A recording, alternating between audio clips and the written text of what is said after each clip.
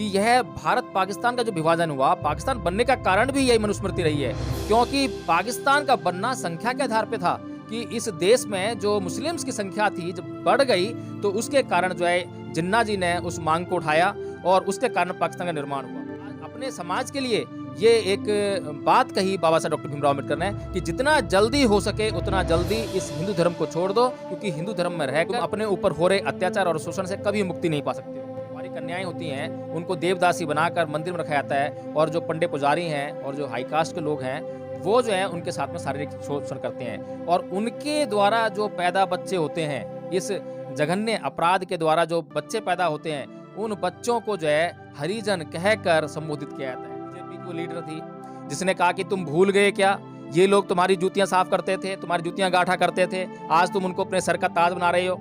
तो ये जो मन के अंदर जो बैठा हुआ है शैतान, उनके मन के अंदर जो दुर्भावना बैठी हुई है, सबसे पहले तो आप जो है अगर मनुस्मृति चाहती हैं, आप मनु की मूर्ति को वहां चाहती हैं, तो संविधान में दिए गए जितने भी अधिकार है जिनका आप उपभोग करके मजे मार रही हैं, आप उन सबको छोड़ दीजिए और मनुस्मृति के अनुसार जो है अपने पुरुषों को कहिए कि आप जो है हमारे साथ में जो मनुस्मृति में लिखा है वैसा ही व्यवहार करो। चलिए, अगर उसका कोई महत्व ना भी हो तब भी कोई बात नहीं है, लेकिन उलट वो तो संविधान की जो प्रस्तावना है उसकी मूल भावना के विरोध में वहां खड़ी हुई है और लगातार भारत के संविधान को चुनौती दे रही है। उसके अलावा जो ब्राह्मण है, क्षत्रिय है, वैश्य है, क्या इनको शिक्षा की जरूरत नहीं है? इनको पढ़ाने लिखाने की समझाने की जरूरत नहीं है? क्या इन पर निगरानी रखने की जरूरत नहीं है? इनके लिए क्यों छूट दी वहां?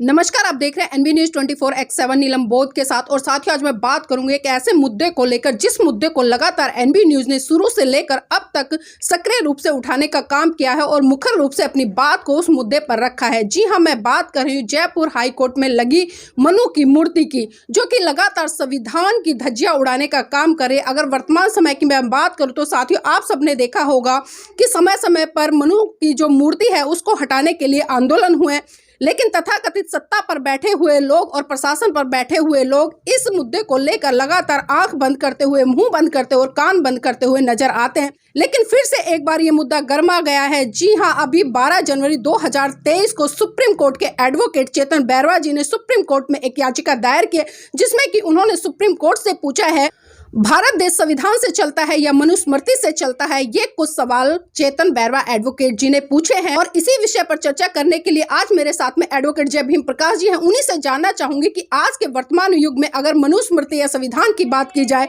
तो दोनों को किस तरह से देखते हैं। आज लगातार जिस तरह से अगर हम सोशल मीडिया की बात करें या धरातल पर बात करें, आज लोग कहीं ना कहीं बहुत अच्छे अच्छे गाने बनाते नजर आ रहे। जिस तरह से एक गाना आपने भी सुना, गीता से चलता है ना चलता कुरान से, देश तो चलता है बाबा साहब के संविधान से। लेकिन सर, जिस तरह से आज बहुत सारे सवाल खड़े हो रहे हैं, तो इन सवालों को आप किस तरह से देखते हैं? देखिए, ये जो सवाल है और चेतन बैरवा जी ने जो याचिका दायर की है सुप्रीम कोर्ट में, वो बहुत ही महत्वपूर्ण याचिका है। और ये तो चेतन बैरवा जी को ओबीसी समाज के जो याचिकाकर्ता हैं उसमें कई समुदाय से लोग हैं, जाट हैं, मीणा समाज के हैं, बहुत सारे लोग हैं जिनको ये आपत्ति हुई और जिन लोगों ने अपनी आंखें खोली, जिन लोगों ने मनुस्मृति को पढ़ा और जैसे ही उन लोगों ने मनुस्मृति को पढ़ा और जब उसके अर्थ को उन्होंने समझा तो वो एकाएक इस याचिका को दायर करने के लिए मजबूर हो गए। लेकिन सवाल तो बनता है सुप्रीम कोर्ट से, सवाल तो बनता है उस जयपुर हाई कोर्ट से जिसके प्रीमाइसेस में वो लगी हुई है। अब तक वो मनु की मूर्ति वहाँ पे लगी क्यों हुई है, ये सबसे बड़ा सवाल है। क्या उस जयपुर हाई कोर्ट के जो जजेस हैं, क्या वो अनपढ़ हैं? क्या वो नासमझ हैं? क्या वो नासमझ हैं? क्या वो बेवकूफ़ हैं? क्या वे मूर्ख हैं? क्या वे पढ़ना नहीं जानते हैं? क्या वे अगर संस्कृत नहीं पढ़ना जानते हैं तो क्या इस देश में हिंदी में अनुवाद या अंग्रेजी में अनुवाद उपलब्ध नहीं है जिसको पढ़कर वे ये समझ सकें कि ये जो मूर्ति उस हाई कोर्ट के प्रीमाइसेस में लगी है उसका क्या महत्व है? चलिए, अगर उसका कोई महत्व ना भी हो तब भी कोई बात नहीं है, लेकिन उलट वो तो संविधान की जो प्रस्तावना है उसकी मूल भावना के विरोध में वहां खड़ी हुई है और लगातार भारत के संविधान को चुनौती दे रही है।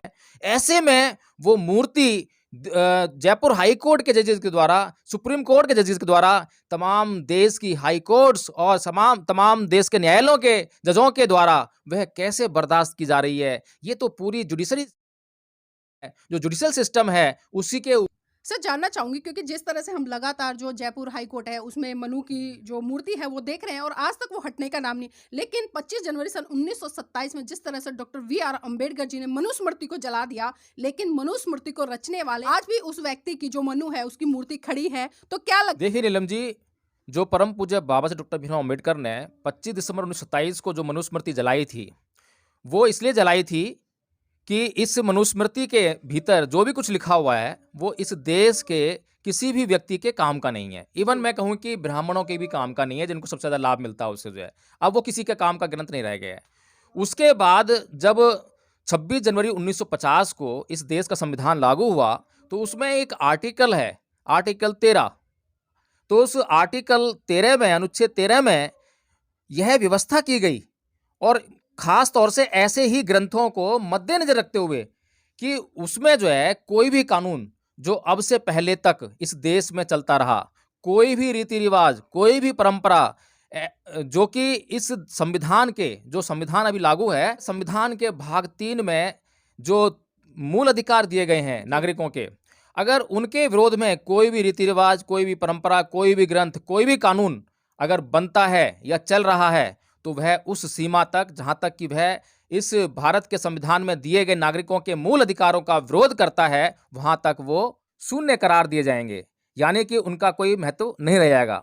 तो नीलम जी, ये तो जो ग्रंथ है, ये बाबा साहब डॉक्टर भीमराव अम्बेडकर ने जो इसको जलाया, उसके बाद उसको पूरी तरह से बैन करने का काम अनुच्छेद 13 के माध्यम से इस संविधान सभा ने भी किया है। और अगर आज भारत देश जो है संविधान के माध्यम से चल रहा है, तो इस देश की सुप्रीम कोर्ट को, इस देश के उस जयपुर हाई कोर्ट के जजेस को ये फैसला करना पड़ेगा कि उन्हें मनु चाहिए या संविधान चाहिए।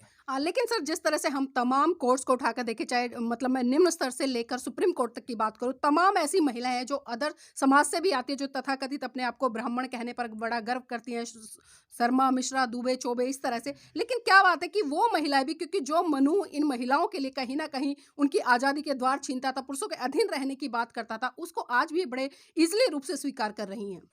और नीलम जी, मैं तो उन महिलाओं से जो कि इस मनुस्मृति के समर्थन में खड़ी हैं, मनु की मूर्ति के समर्थन में खड़ी हैं, मैं उनसे चाहूँगा कि वो संविधान के द्वारा दिए गए तमाम उन अधिकारों को छोड़ दें। जो नौकरियों में लगी हुई हैं, अपनी नौकरियों से त्यागपत्र दे दें। जो जज बन के बैठी हुई हैं, वो अपने पद से इस्तीफा दे दें, और जो मनुस्मृति कहती है उनके लिए, उसको अपने जीवन में लागू कराएं। और वे अपने पुरुषों से कहें कि आप मनुस्मृति के अनुसार जो है हमें डील कीजिए, हमारे साथ जो है मनुस्मृति के जैसा व्यवहार कीजिए।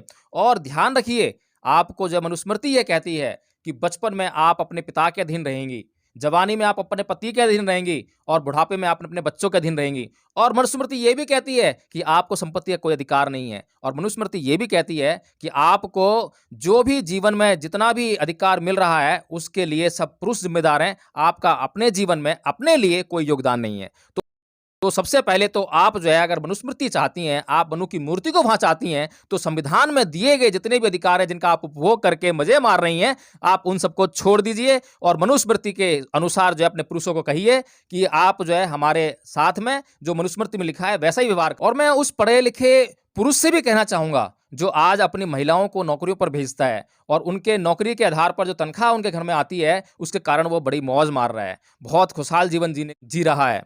तो वो भी, उसको भी चाहिए कि संविधान से मिली हुई उस नौकरी को तुरंत अपनी बीवी को छुड़वा दे और उसे घर बिठाए, और मनुस्मृति के हिसाब से उसको डील करे। और उनको जो है किसी भी स्कूल में, किसी भी कॉलेज में, कोई भी शैक्षणिक संस्था, कोई भी टेक्निकल एजुकेशन लेने से तुरंत रोक दे, और उनको जो है घर के अंदर जो है उनका जो चूल्हा चौका बर्तन का जो काम है वहीं तक उनको सीमित कर दे। सर जिस तरह से हम जो याचिका है जो पढ़ रहे हैं उसमें जिस तरह से बताया गया है, जो एडवोकेट चेतन बेरवा जी हैं, उन्होंने एक चीज़ और कोट किया है यहाँ पे कि जो शूद्र और महिला और दलित हैं उनको जो राजकाज है उससे दूर रहना चाहिए। तो आप किस तरह से देखते हैं इन चीज़ों को? देखिए, ये तो षड्यंत्र साफ समझा जा सकता है कि उन्हें दूर रहने के लिए सलाह क्यों दी जाती है। और अभी जिस तरह से हमने पीछे भी मुद्दा उठाया कि जिस तरह से ये जो धर्म ग्रंथ हैं हिंदुओं के, वो शूद्रों की और महिलाओं की शिक्षा के विरोध में है, तो उनको शिक्षित करना क्यों नहीं चाहते जो है वो जो है। तो जिस तरह से अभी जो बिहार के शिक्षा मंत्री जी ने, चंद्रशेखर जी ने जो मुद्दा उठाया कि रामचरितमानस में जो है एक चौपाई दी गई है और वह जो है शूद्र और महिलाओं का जो है अच्छी तरह से विरोध करती है, तो वह जो शिक्षा मंत्री जी आज बने हैं उस शिक्षा के कारण बने हैं। जिस शिक्षा से उनको जो है धर्म ग्रंथ वंचित करते हैं, लेकिन संविधान में ये अधिकार मिला उनको, इसलिए वो शिक्षित हुए। और जब शिक्षित हुए तो उन्होंने वो रामचरितमानस पढ़ी, और जब रामचरितमानस पढ़ी तो सुंदरकांड के पाठ में वो चौपाई पढ़कर दंग रह गए, और उन्होंने एकदम से उसके खिलाफ जो आवाज उठाई, और आज वो आवाज मनुस्मृति का और रामचरितमानस का काल बनकर गूंज रही है। तो ये सब जो हो रहा है ये शिक्षा के कारण हो रहा है। इसीलिए हिंदू धर्म ग्रंथों ने शूद्रों और महिलाओं की शिक्षा पर पाबंदी लगाई, क्योंकि इन धर्म ग्रंथों में शूद्रों और महिलाओं के खिलाफ कितना अनाप शनाप लिखा हुआ है। उसको जब पढ़ लेंगे ये शूद्र जो है और महिलाएं पढ़ लेंगी तो उसके लिए उसके खिलाफ जो है ये लोग बगावत करने लग जाएंगे। तो इसीलिए उनको राजकाज से दूर रहना चाहिए, क्योंकि राजकाज क्या है? राजकाज शक्ति है।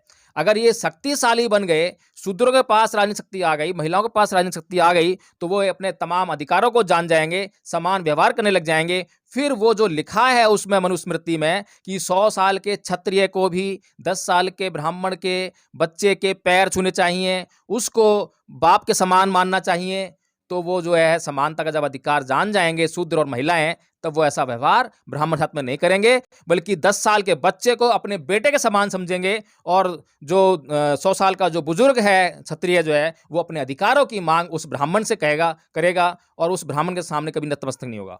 सर, जिस तरह से याचिका में बहुत सारी चीज़ों को मेंशन किया गया है, उसमें एक चीज़ और है, मैं थोड़ा चर्चा करना चाहूँगी अपने दर्शकों के साथ में, क्योंकि वो भी सोचे कि याचिका में आखिर इन चीज़ों को क्यों डाला गया और इन चीज़ों को डालने का उद्देश्य क्या। ऊपर से इसमें जिस तरह से लिखा गया है, जो महिलाएं हैं वो विद्वान से भी विद्वान पुरुष को गलत रास्ते पर ले जा सकती हैं, तो इन चीज़ों को खासकर क्यों उठाया गया इस याचिका में?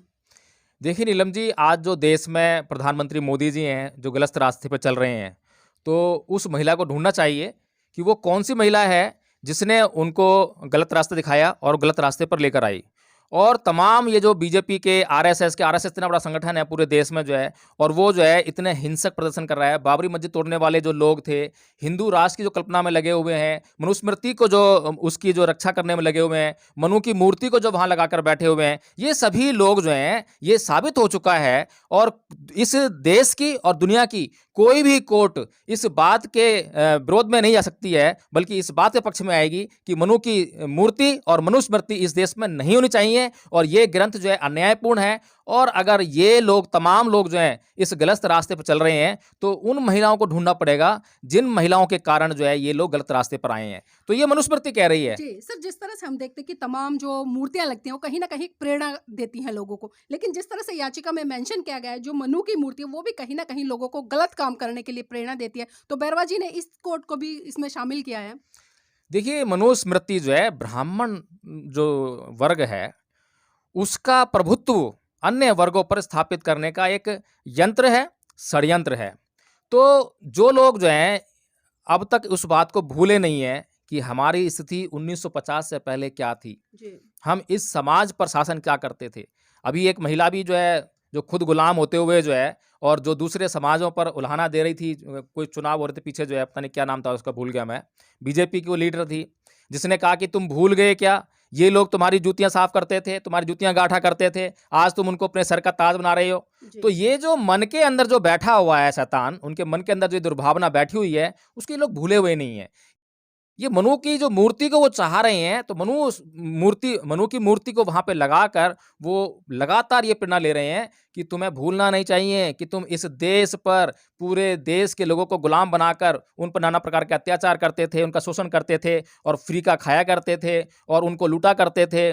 तो इस तरह की जो बातें हैं जो मनुस्मृति में लिखी हैं, तो वो लोग जो है भूले नहीं हैं, और वो चाहते हैं कि जैसे ही उनको मौका मिले वो एकदम से तुरंत जो है वो तख्ता पलट करें और इस देश के संविधान को नष्ट करके फिर से जो है वो सारे देश पर शासन कायम कर लें और सब लोगों को जो है गुलाम बना लें। सर, मनुस्मृति में जिस तरह से तमाम जातियों को कोट करके, जिस तरह से भील है, लोहार है, कुम्हार है, धोबी है और भी कई अन्य जातियां, उनमें कहा है कि जो इनका अन्न है वो दूषित होता है, तो ये क्या चीज है सर?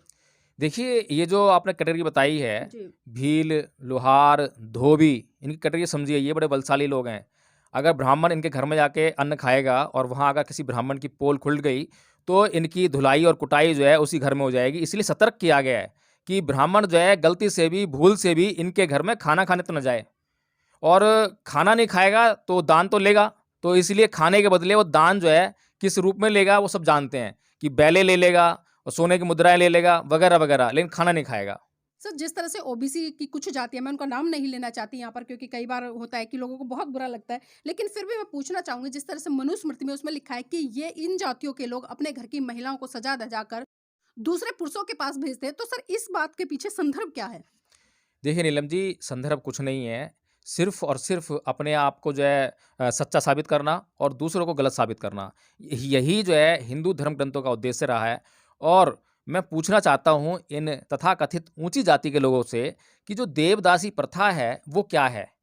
उसमें कौन व्यक्ति जो है शोषण करता है और क्यों करता है? उन्हें ये अधिकार कहाँ से मिलता है? कौन से धर्म ग्रंथ से मिलता है? उनके धर्म ग्रंथ जो हैं किसी कुँवारी कन्या को मंदिर में रखकर और फिर उसके बाद ब्राह्मणों, क्षत्रियों के द्वारा जो है उसका शारीरिक शोषण करने के लिए क्यों कहते हैं? ये व्यवस्था कैसी है? जो कि आज तक अभी तक जो है दक्षिण भारत में ये व्यवस्था कुँवारी कन्याएँ होती हैं, जी। उनको देवदासी बनाकर मंदिर में रखा जाता है और जो पंडित पुजारी हैं और जो हाई कास्ट के लोग हैं, वो जो है उनके साथ में शारीरिक शोषण करते हैं। और उनके द्वारा जो पैदा बच्चे होते हैं, इस जघन्य अपराध के द्वारा जो बच्चे पैदा होते हैं, उन बच्चों को जो है हरिजन कहकर संबोधित किया जाता है।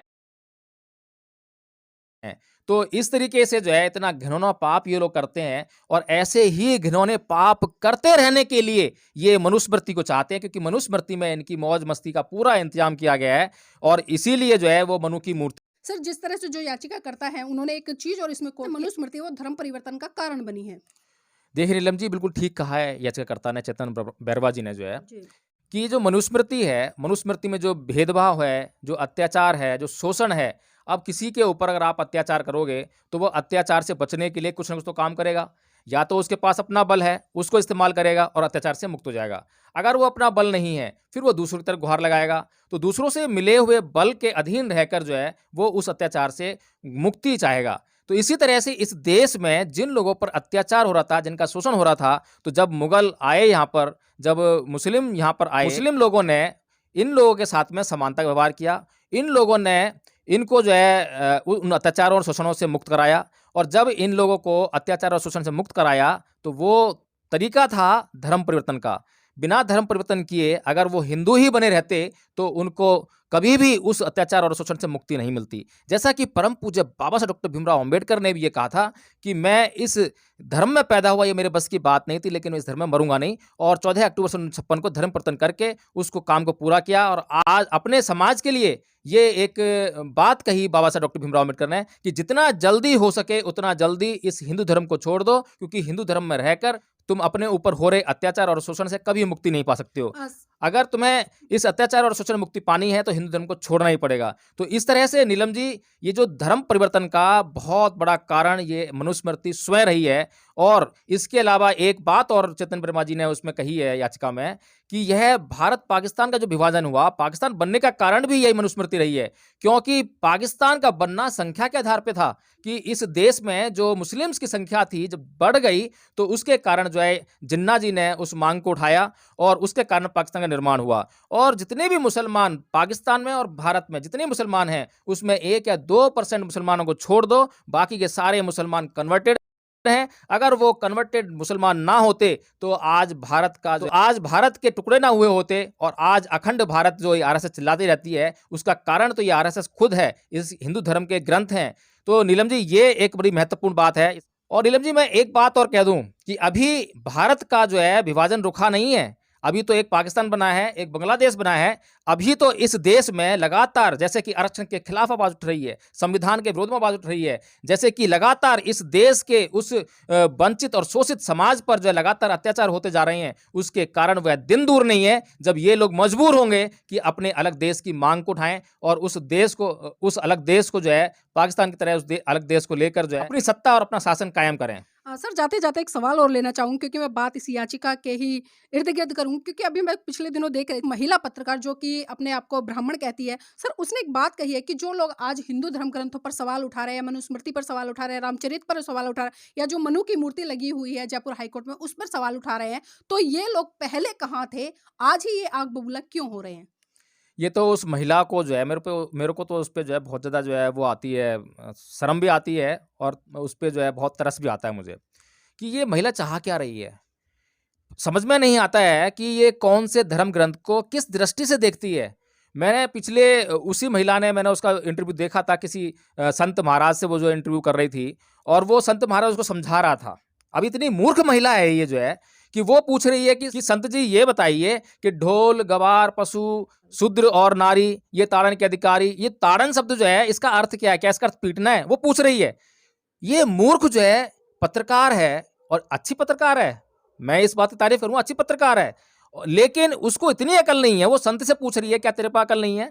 क्या तू खुद डिक्शनरी नहीं दे सकती है? अगर तुझे उस शब्द का मतलब नहीं मालूम है, तो तमाम हिंदी डिक्शनरीज़ मौजूद हैं, उनमें उसका अर्थ ढूँढ ले, अपने खुद से लगा ले, खुद का दिमाग अप्लाई कर ले कि उसमें जो 5 बातों को जो शामिल किया गया है, ढोल को, शूद्र को, पशु को, गँवार को, नारी को, उनकी कैटेगरी क्या है? और ये महिला ये भी नहीं सोचती है कि केवल शूद्र और नारी को ही क्यों रखा गया है इसमें? समझाने की जो वो संत कह रहे थे जी समझाना होता है ताड़ना का मतलब, देखना होता है, निगरानी करना होता है। अरे भाई मान लिया कि उनको समझाना है इसका मतलब, उनके ऊपर निगरानी रखना है। लेकिन ये बताओ कि केवल शूद्र और नारी के ऊपर? उसके अलावा जो है ब्राह्मण है, क्षत्रिय है, वैश्य है, क्या इनको शिक्षा की ज़रूरत नहीं है? इनको पढ़ाने-लिखाने की समझाने की ज़रूरत नहीं है? क्या इन पर निगरानी रखने की ज़रूरत नहीं है? इनके लिए क्यों छूट दी वहाँ पे जो है? तो ये जो प्रश्न वो कर रही है उस संत महाराज से जो है, ये प्रश्न तो अपने खुद से करने चाहिए ना। हुँ। सर जाते-जाते आखिरी सवाल लेना चाहूँगी, जिस तरह से एडवोकेट चेतन बेरवा जी हैं, उन्होंने याचिका दायर की है, तो क्या लगता नहीं कि आज के इस संदर्भ को देखते हुए जिस तरह से हम देश का जो एक सिनेरियो देख रहे हैं, बहुत अलग-अलग तरह की चीज़ें देश में आज पैदा की जा रही हैं, उत्पन्न की जा रही हैं, तो क्या लगता है कि जो याचिका आज डाली है, ऐसी याचिकाएँ और डालनी चाहिए? देखिए नीलम जी, ये अभियान आज का नहीं है। 25 दिसंबर 1927 को ये अभियान शुरू हुआ था, धर्म ग्रंथों के खिलाफ। और उससे पहले ज्योतिबा फूले जी ने जो उनकी किताब लिखी, गुलामगिरी जो लिखी थी, वहाँ से ये अभियान शुरू हो गया था। और उससे पहले चलें तो गौतम बुद्ध ने जो है, उस सामाजिक व्यवस्था को पूरी तरह से नकार दिया था, जिसको ब्राह्मणवाद ने पैदा किया था। तो ये जो बाबा साहब अम्बेडकर से चलकर जब आती है, तो ये जो आंदोलन है, ये जागरूकता का आंदोलन है, पुनर्जागरण का आंदोलन है। ये बुद्ध से चलकर इसी समय 5 अक्टूबर को राजेंद्र पाल गौतम जी के द्वारा चलाया जाता है।